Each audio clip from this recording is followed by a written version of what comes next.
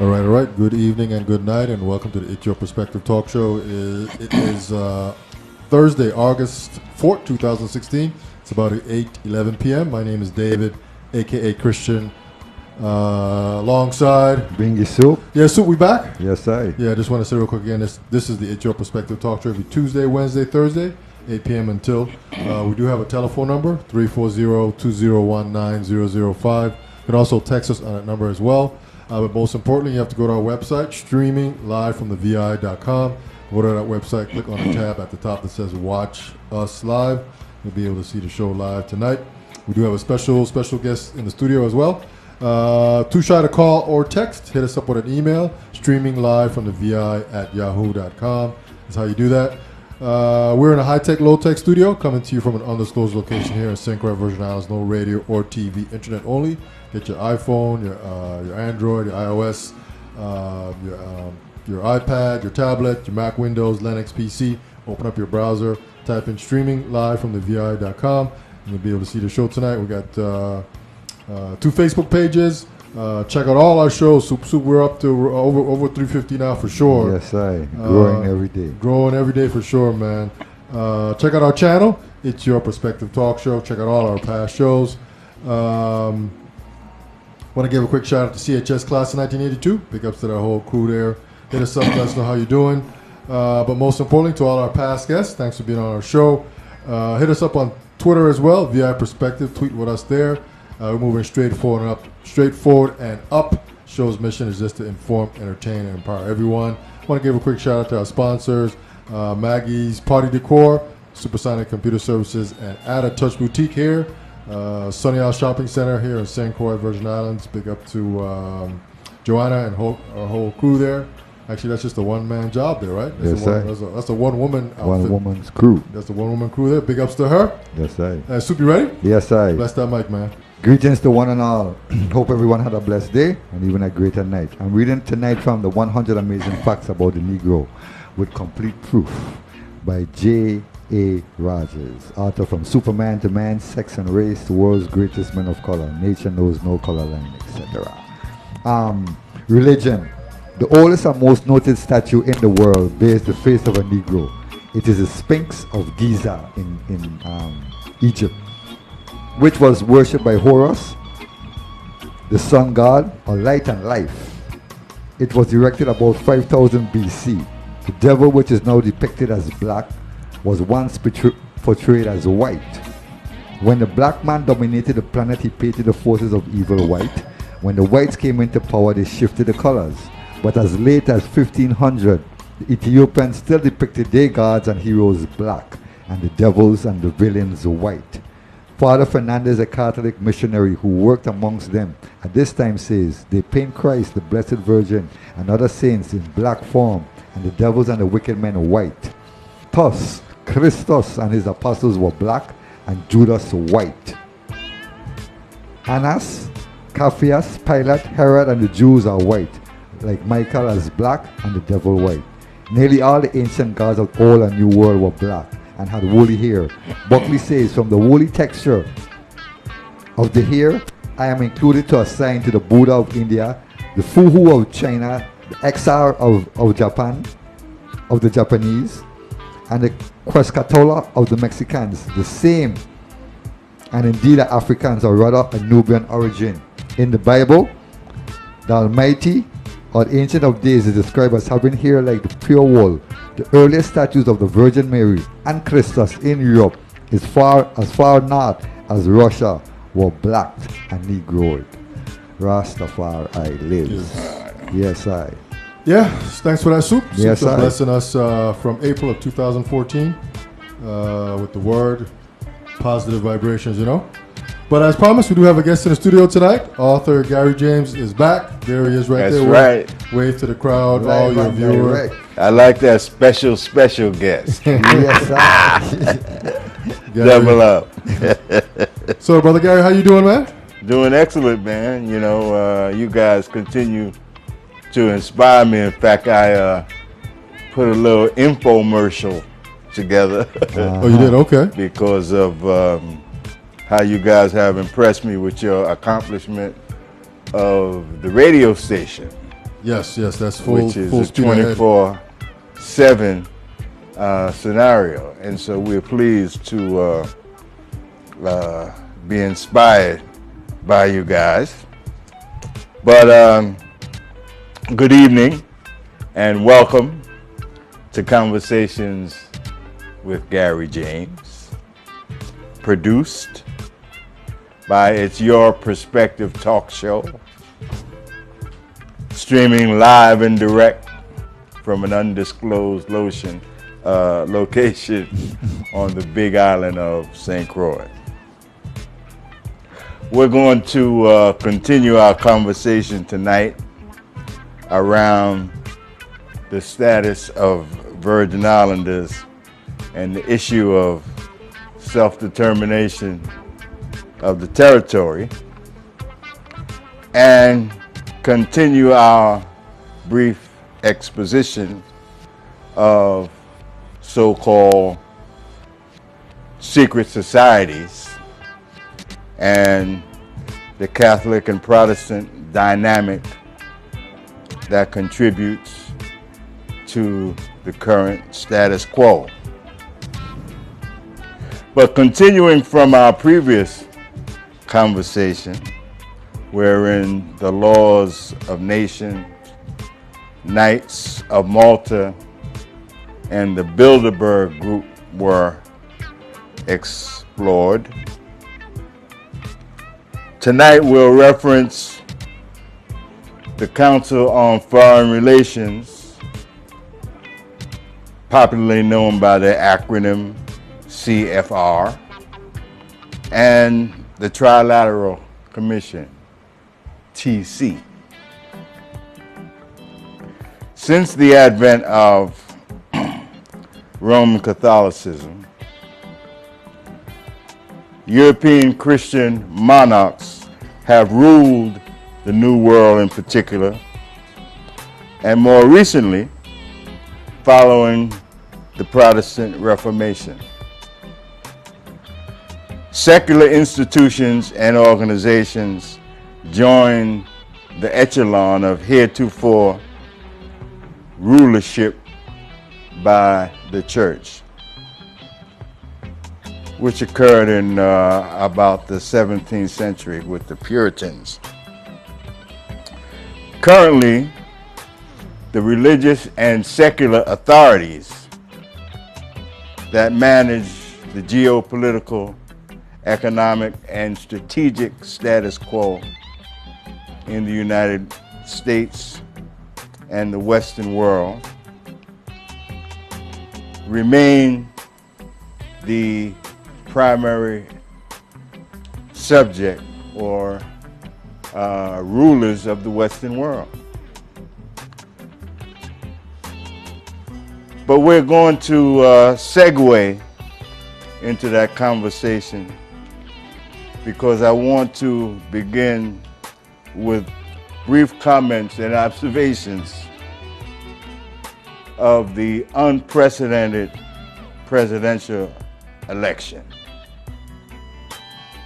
Leading into that, I would be remiss if I didn't give some kudos to the Rosses, Kimber and Soup. Yes, sir. The producers of It's Your Perspective Talk Show.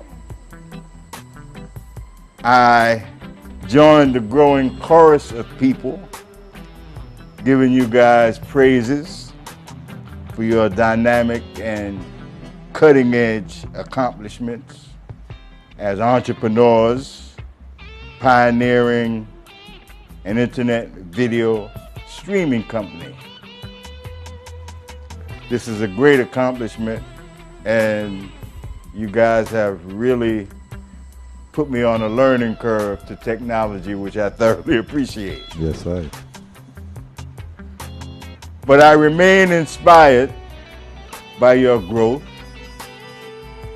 as you have now established an internet radio operation that is up and running 24/7, 365. I was shocked to learn of that achievement when I returned from sabbatical a month ago. And you guys know my interest in developing podcasts. While obviously you guys have the technical capacity to produce them, which again impresses me.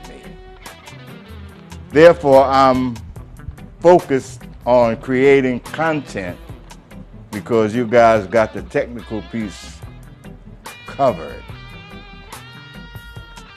In fact, I recently went wild creating some content for about 4 or 5 podcast releases, and now I'm working on developing various episodes. That's right. So thank you for inspiring me further on the podcast project.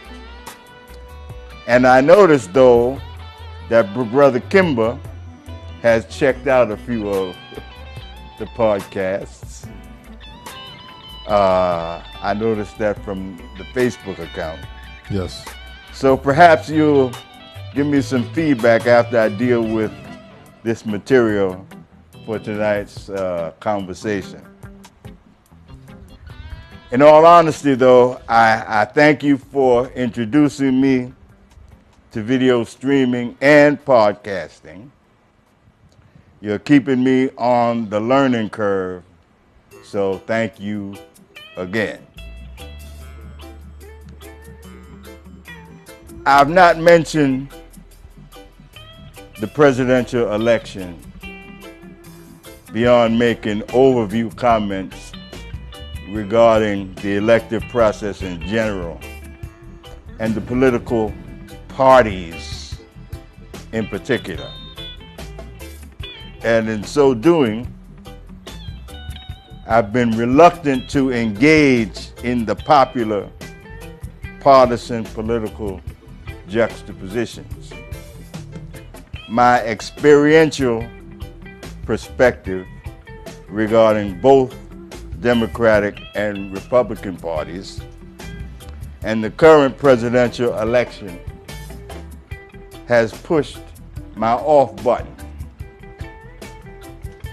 I'm uninspired and I refuse to drink the Kool-Aid as it is presently being served. The Trump versus Hillary political saga is quite entertaining for some, but to engage in popular politics such as it is a pathetic and inconsequential exercise for yours truly. Suffice it to say that the state of the Democratic and Republican parties is critical, and they both require immediate radical political surgery. The state of the electoral system and process has in fact facilitated the current cast of characters, but a critical mass of non-registered but eligible voters may be compromising the elective process. And we'll begin to make those calculations as we develop the manuscript to this book. But the relative number of citizens that participate in the process versus the amount of citizens eligible to participate in the process is raising serious questions relative to the legitimacy of the process going forward. And that will be explored. I'm staying out of the mud though, but I will write a post-mortem because something deep is going on within the party politics and general process. In addition to the postmortem, I will go into greater depth regarding the future of the parties and the process. So I'm giving you a heads up on the book, which will likely be released during the spring of 2017. And the book is entitled Black Republican Confession, but it deals across the board. However, what's going on within the GOP needs to be highlighted, because you have what has culminated for the past 4 decades.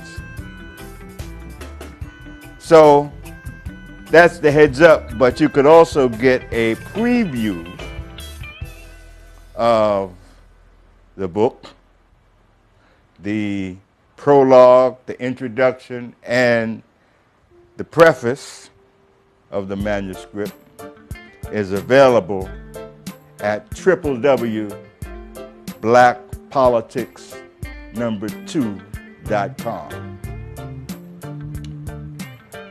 I made some comments and observations about both political parties and both political nominees, and also about the nature and state of the Democratic and Republican parties prior to the nominating conventions. In short, the race continues to be a political spectacle and an embarrassment, hopefully, to most voters in the United States. Unseen stakeholders and role players seem to be manipulating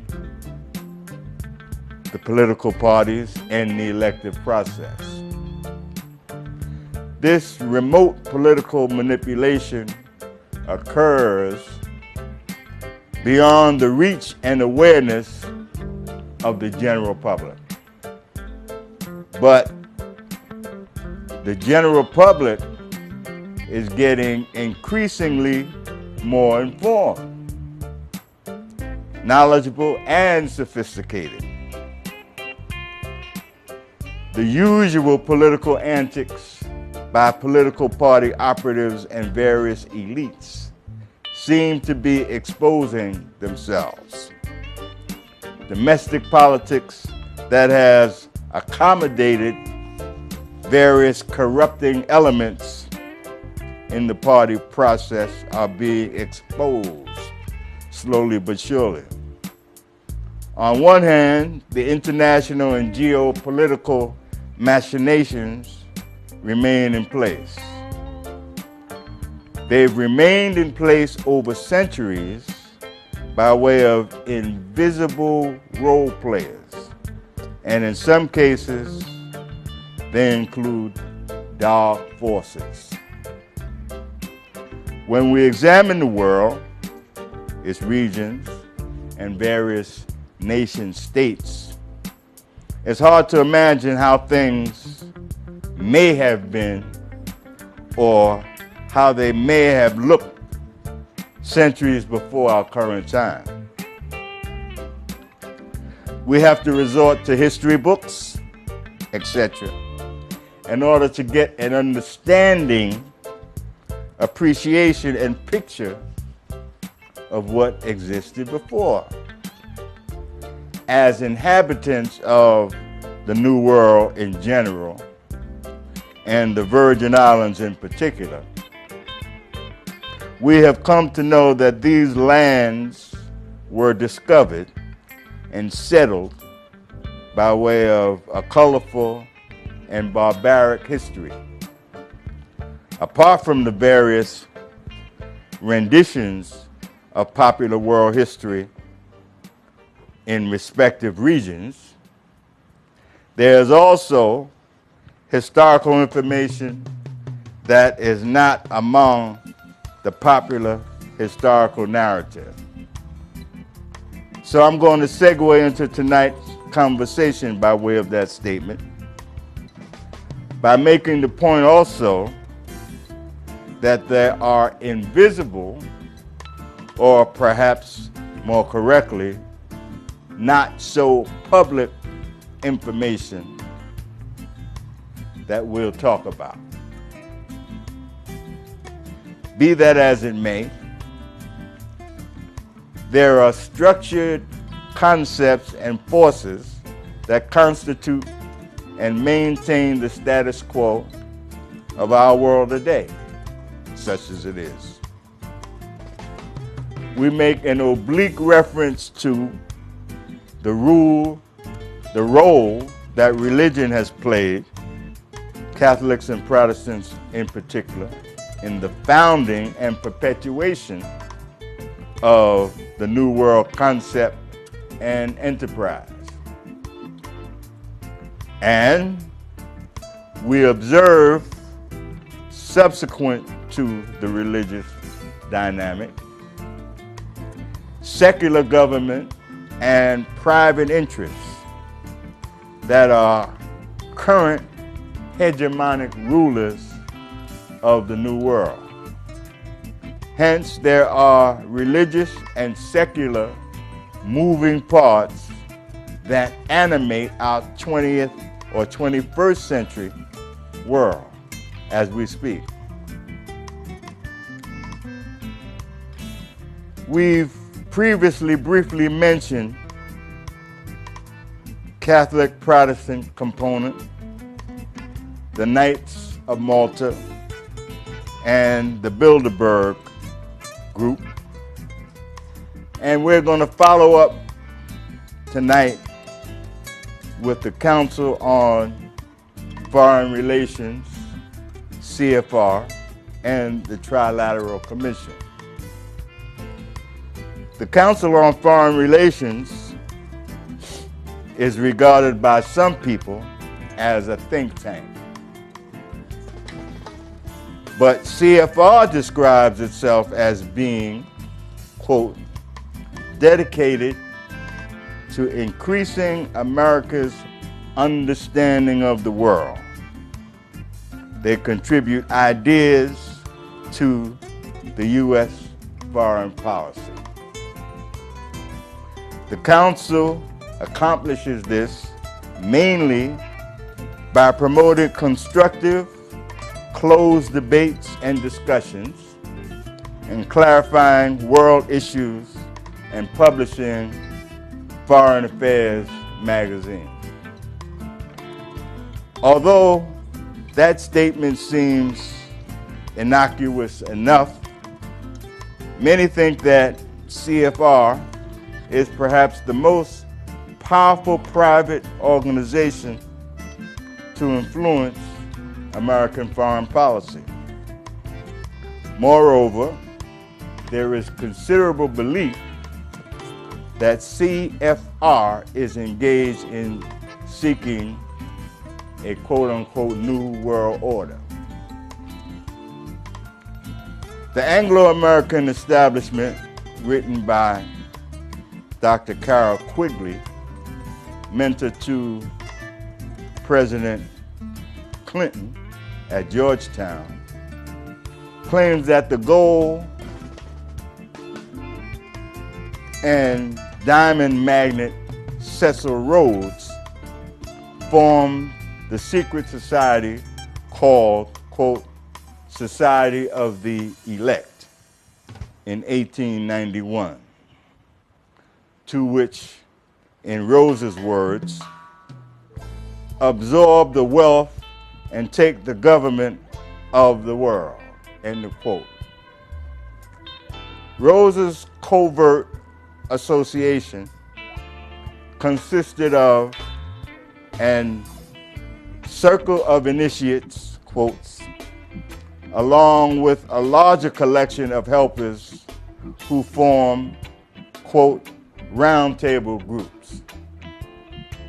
These roundtable groups, along with members of the Fabian Society, are a group of called the inquiry, which was started by President Wilson's chief advisor, Colonel Edward House. Edward House created the Royal Institute of International Affairs in Great Britain, and its American branch is the Council on Foreign Relations, established in 1921. Both CFR member Arthur Schlesinger Jr.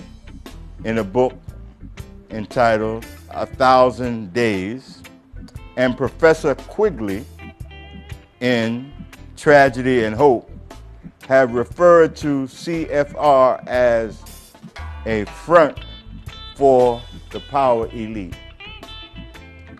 Quigley has always maintained that Rhodes's scholarships were merely a facade to conceal Rhodes's secret society, and it serves as well as a training ground for those with the scholarship to gain the skills necessary to carry out his ultimate goal of world domination. Now, some might say that Quigley's credibility is in doubt, but the Washington Post evidently felt the information he obtained from, quote, secret records was valid when they published in 1975 an article about him entitled, quote, unquote, The Professor Who Knew Too Much. A contributor to the World Order Process Plan was William C. Whitney, former member of Skull and Bones and other clandestine groups to control America's political parties through financial contributions. Their original idea was to have the major parties alternate control of the government so that the public would think they had a choice come election day. This eventually evolved into having a power elite move both parties toward the center. This resulted in the Democratic and the Republican parties becoming almost identical in nature, so that if the American people did, quote unquote, throw the rascals out in any election, it wouldn't lead to any major shift in policy, particularly foreign policy. It's amazing to see how many of government, education, the military, industry, and the media have affiliations with Skull and Bones, CFR, Rhodes Scholarships, and the Trilateral Commission. All these groups seem to have a globalist goal, and it certainly looks as if they have the people in place to speed that agenda forward. CFR membership is made up of present and past U.S. presidents, ambassadors, secretaries of state, Wall Street investors, bankers, foundation executives, think tank leaders, lobbyist lawyers, military officers, industrialists, media owners, executives, university presidents, and key professors, select members of Congress, Supreme Court justices, federal judges, and wealthy entrepreneurs. It seems as though they have all the bases pretty well covered, especially when many people in foreign governments and other heads of states are members. These folks are also involved with the CFR sister organizations, such as the previously mentioned Royal Institute of International Affairs. The famous author H.G. Wells exposed this quote-unquote secret society and its goals. Wells was a member of the Fabian Society, a British socialist intellectual movement. Wells quit the organization, CFR, because they would not agree to make public their goals. Although Wells did agree with the goals of CFR, he believed that they should be made public. So let me now offer just a brief overview of the Trilateral Commission, TC. Now, when you talk about modern covert organizations, one name is on the lips of almost every conspiracy theorist out there. That name is David Rockefeller. So now imagine who is the brainchild of the Trilateral Commission. Mr. David Rockefeller was 92 years of age in June of 2007 and is reportedly the 215th wealthiest person in the world. He's been intensely involved with the Council on Foreign Relations and the Bilderberg Group. And he founded the Trilateral Commission in 1973, along with Henry Kissinger and former National Security Advisor Brzezinski. This covert organization's membership consists of about 300 to 350 private citizens of Europe, Pacific Asia, and North America.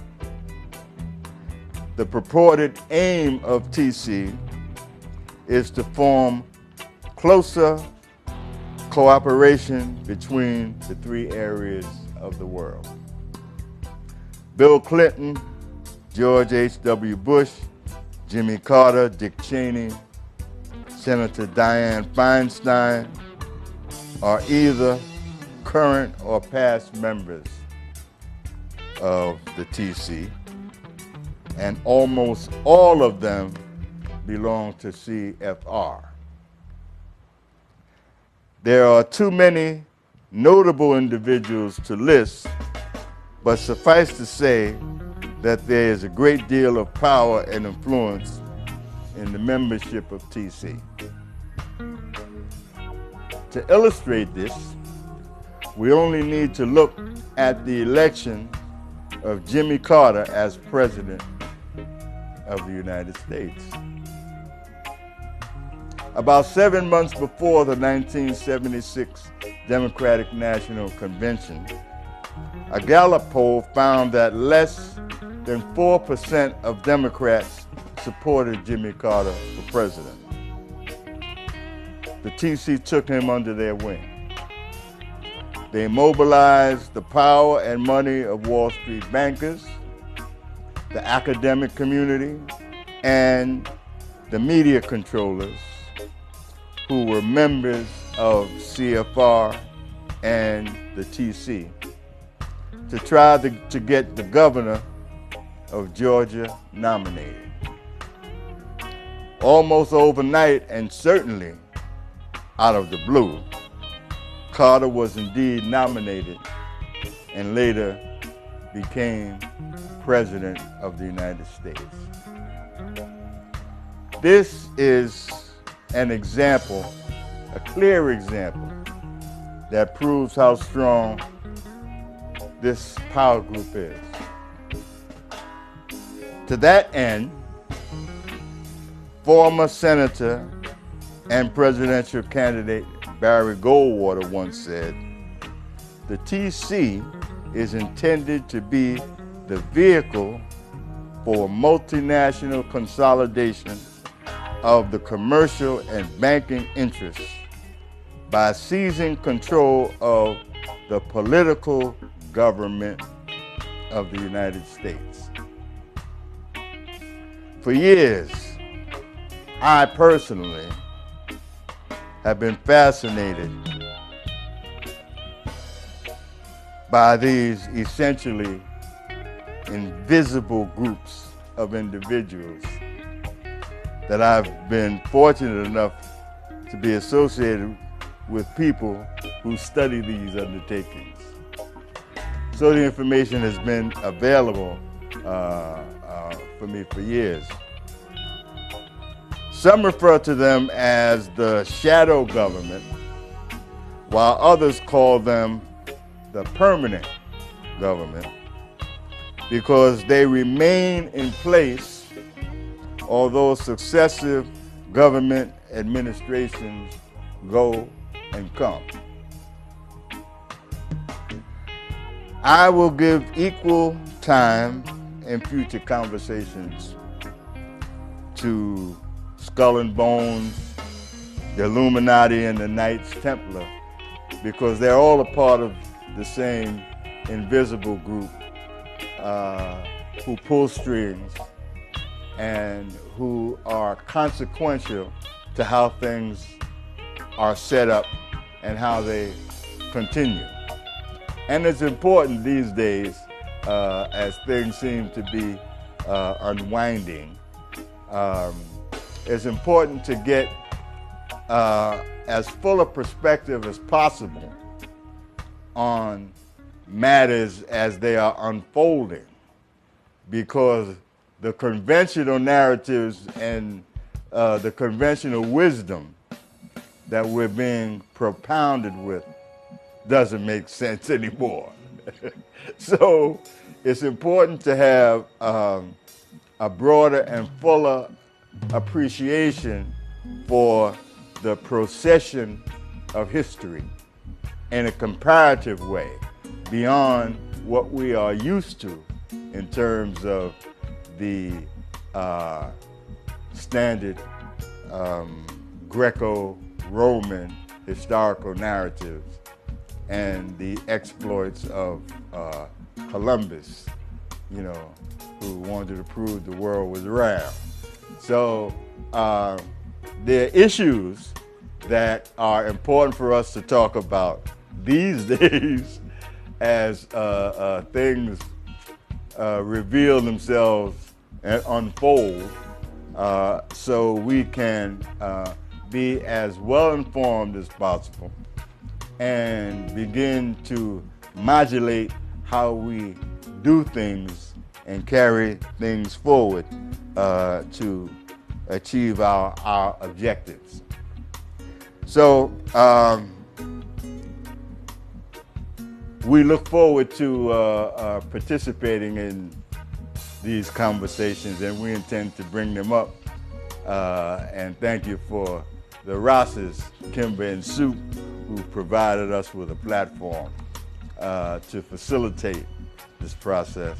And now we're going to be also moving into interesting subjects associated with our podcasting exercise that we intend to do.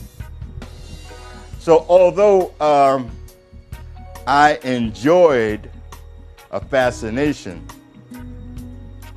with these groups and the esoteric information enlightenment for years. The information was, until recently, abstract to me, and I didn't have a personal connection to the stuff, but I always had that interest.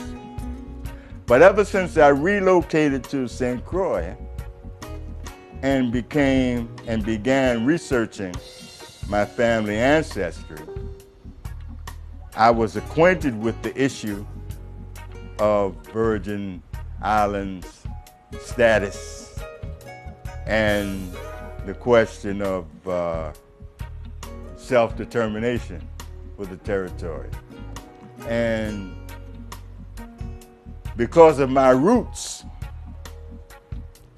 I feel now an organic connection to the past, and I've been animated on a personal level because of my previous studies are no longer abstract. You know, I have a personal connection with these matters and how they apply to informing me regarding these issues. So I'm curious about the status and self-determination questions and the role of historical organizations and institutions that continue to be consequential to our future. Previously, we offered a brief exposition of the Knights of Malta, who were among the 7 flags that ruled St. Croix. And we raised the specter of the Laws of Nations, which was the international law during the time that the Danes established rule over the Virgin Islands. The New World was conquered and settled by Europeans under the Laws of Nations by the authority of the papacy and the authority of Christian monarchs vis-a-vis the Laws of Nations to rule the new lands was continued under the Protestant reformers. We can get into those things later. Hence, the Laws of Nations remained in place during the Catholic and Protestant religious transition in the New World. However, during the late 1800s, secular international and global organizations emerged in the Western world, quote unquote, free world, that competed and cooperated with the traditional Catholic and Protestant New World global interests. The Laws of Nations established by the Vatican authorized the European monarch discovery or doctrine of discovery to conquer and settle lands in the New World with the option of Christianizing the indigenous heathen populations or to vanquish them. When the Protestant Reformation occurred in Europe, the international laws of nations remain in place. Former Christian monarchs and governments transitioned to secular governments that separated church and state. But the right of the Christian monarchs to do what they did and in the New World remain in place, although there was this transition between the two major faiths.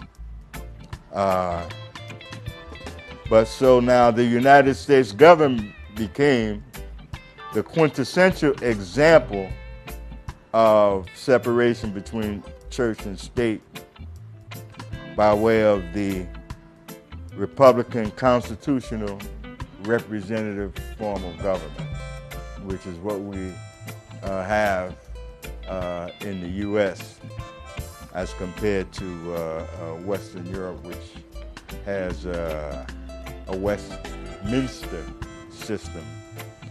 But they both are classified as republics, and they promote themselves as democracies. And that's another interesting proposition that we need to explore, so we could understand what it is and what it is not, and so we are not misled or misguided or misinformed as we tend to be. So next time I'm going to follow up on the exposition of Skull and Bones, the Illuminati, and perhaps the Knights Templar also. But they're all a part of this invisible world that continues to work behind the scenes, and we, as the general public, seem to be pretty much satisfied with spectators' roles and participants, but not having a sense of the whole. But that's what conditioning over years does. And when you are satisfied with the various forms of entertainment, and stuff, then that's what it is. So, so that's where we are tonight. And I just wanted to follow up with you, Kimber, if you had any points, questions, or feedback that you wanted to share with me. Yeah, I wanted to ask one quick question. Sure. I know kind of real time, bringing it real time, and we're talking about the presidential election. Mm-hmm. I've sort of been hearing that a lot of quote-unquote Republicans are probably going to be voting for Hillary. Mm-hmm. So what's your thoughts on that? I mean, so you're jumping ship? Well, as I said to you last time, when I was in the States recently, I made the point to some colleagues that I was pleased that I have forfeited my right to vote in the presidency. The presidential race. As now I'm registered to vote here. That's another story. But to your question, well, to put it in a broader perspective, apart from the fact that the Republican Party, the GOP, is obviously imploding, there is a problem with the political party system, both parties.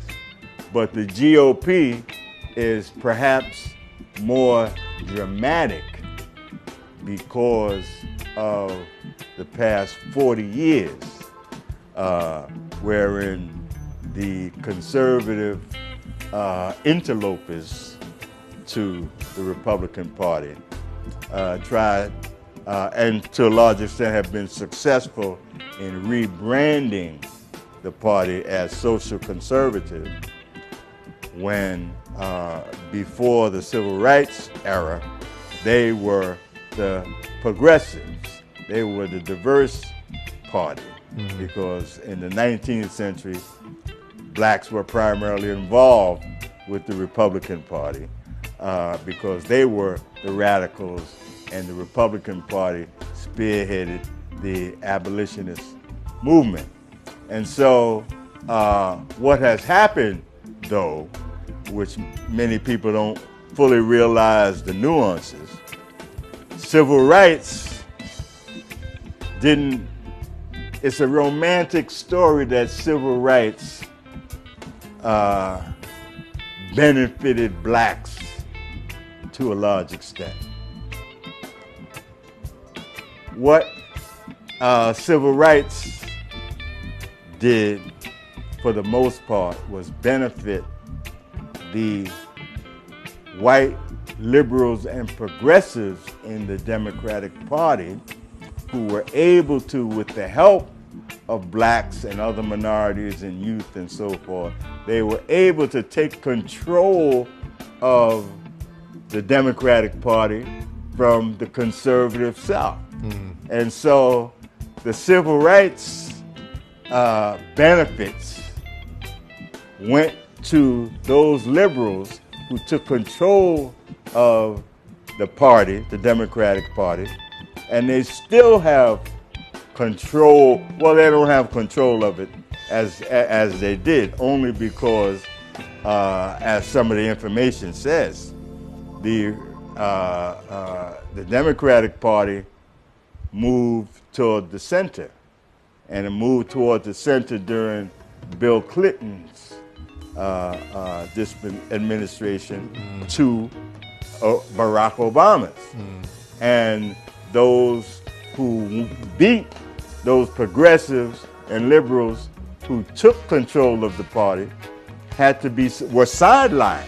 They were sidelined by way of Clinton and Obama. And so now what you saw vis-a-vis Bernie Sanders was a dissatisfied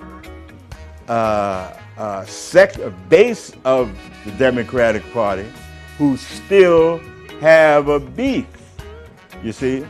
Although the Republican Party's problem is a little bit more dramatic because the social conservatives have run their course. They tried to move the party to be conservative. They did not fail. I mean, they essentially failed. They did make some inroads locally, but they have proven to be a failure now because the American electorate, as it is unfolding, will not at all tolerate conservatism. It's the browning of America. The minority is becoming the majority, and the conservative political sensibility will no longer work to any extent within the Republican Party. So people are leaving. People are joining other parties. But I take a different position, which is what I will promote going forward, and that is, don't be running back and forth. It's about learning how to take control of the party. Of the party you're involved with. Yeah, take control of the joint. Don't get caught up in this or the friends or enemy or whatnot. No, organize, gain your strength, and become a factor in how that party does political business in your area, in your location, and that is what the deal is, learning how to use the process to the extent that you can become a factor in how business is done within the party. But you can't get to that point unless you understand the significance of being a major participant in party primary elections, because that's where the stuff really happens. And that information, in terms of how to participate, that is kept from the general public. Only the party hacks know that kind of stuff, and they're not telling you unless you are down with them and enjoy the largesse or are committed to be a part of that. And that's the problem with the system as it currently, exists. There are no courses or access to basic civics 101 that teaches you about these things and the structure, but the political class are in place and they want to mimic what others political leaders have done, and they keep a separation between the political class and the population, and that's the paradigm which will probably be shifting as things become more revelatory. So that's my long answer. Perhaps I could have shortened it up for you, but there's a lot of stuff to it. Yes, yes, yes. And that's really the thing. Yeah, I just you watch CNN, you just kind of see some of these major Republicans saying, I'm not voting for Trump. I'm switching, they're switching for this election, and then in 4 years, there's another, Trump doesn't run, but we have another Republican presidential candidate, and then they switch back. Yeah, but see, you have to understand what CNN is about in terms of politics, horse race politics, and the fact that they don't want to get involved in any in-depth stuff. They want to keep you engaged in the fluff and the hyperbole, in the give and take, in the sensationalism that gets them ratings. They're not about providing the kind of investigative reporting and probing that provides you, the listener, the viewer, with some real-time stuff. Yeah. They don't want you to have real-time stuff, bro. Yeah, I got you. They want you to tweet. Yeah. Sound bites. No sound meals. Yeah. Only bites. So you ain't gonna get satiated intellectually from some bites. Yeah, You understand? I got you. Sub, I saw you writing some stuff. Then you had a question, or are you good? No, I was just taking some mental notes. Okay. Yeah.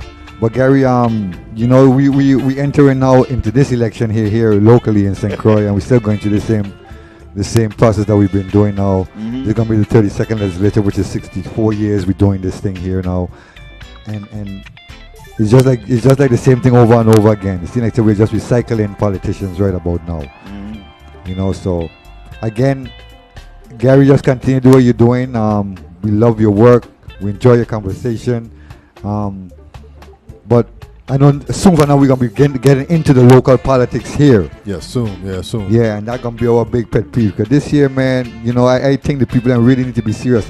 From my point of view, I think there need to be a boycott of the whole election process, and let these people know that we're not playing no games with y'all no more. But again, the people have to be serious in what they're about, and they have to definitely want change, not just to talk about change, but specifically want something to happen. You understand me? So until we decide to come off of the fence and take action and be involved in our lives, because it's really our lives, the people in lives is involved. The politician goes in for 2 years, do their bidding, they come out and they keep it moving, but the people them are still there. So it's the people that have to want to make a change, and that's how I see this whole thing happen. Well, I certainly agree with you there, my brother, and I am also glad that you didn't ask me to comment on it. No, I didn't want to go there. I just leave that for next time. Because I'm miffed about a lot of stuff. There's some silly stuff going on, and some other stuff going on. But I'm not in the position, right, to comment on the players because I don't know any. I could comment on the process, On the process, right. which is problematic, Right. you know, and I could comment on how party politics is being done, you know, which is really to be improved. But the bottom line is,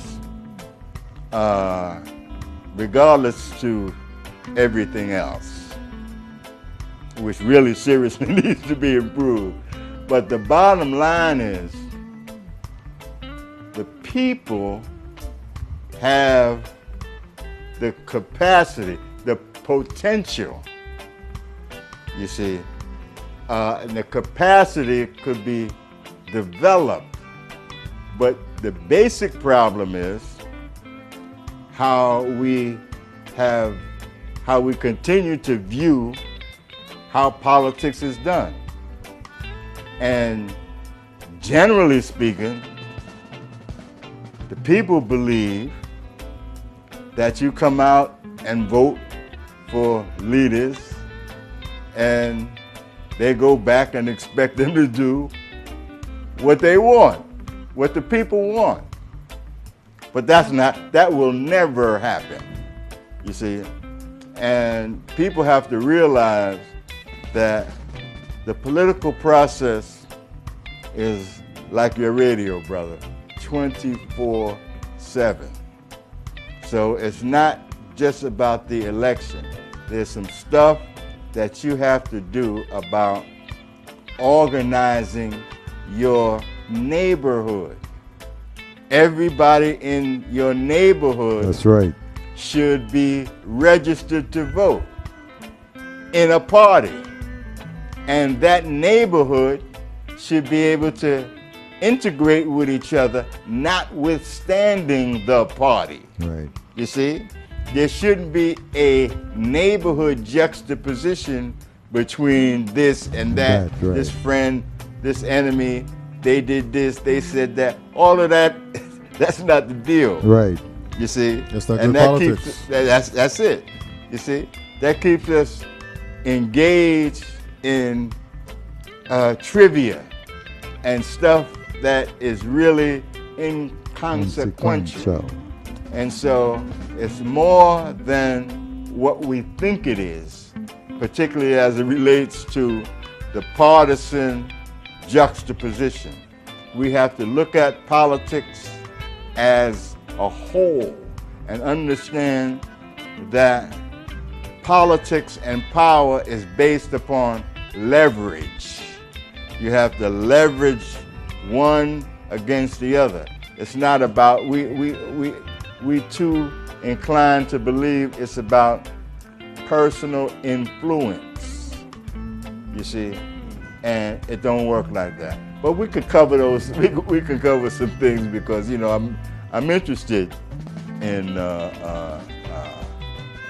politics, not as I was, you know, but I'm interested from the standpoint, from the holistic standpoint, Right. in terms of moving the process from point A to point B. I'm working with some people who are doing some things, but I'm personally not engaged with the political activism stuff. As a professional, I can give advice and expertise because I know something about how that's done. But I'm doing some other things now. Right. And so I don't want to get stereotyped in the political context just because of how you guys do politics down here. Yes, sir. Yes, sir. You know, For sure. spare me Yeah. for now. All right, Brother Gary James. Once again, man, we want to thank you for coming out to the studio tonight. Thank you, bro. He'll be back on The 18th? August 18th, Thursday. That's basically 2 weeks from today, as this conversation continues on. Just want to thank Gary for coming to the studio once again. He's been here from the very beginning and believes in what we're doing. I just want to say thank you again for sharing some kind words and praises about me and Soup and what we're doing here, man. We're working hard every Doing day. it, man. Every day to make this thing better and bigger, and it will get better and it will get bigger. And we thank you so much for that, Gary. Soup, any quick final words, man? Yes, Gary, as usual, it's been a pleasure and an honor. Continue to do what you're doing.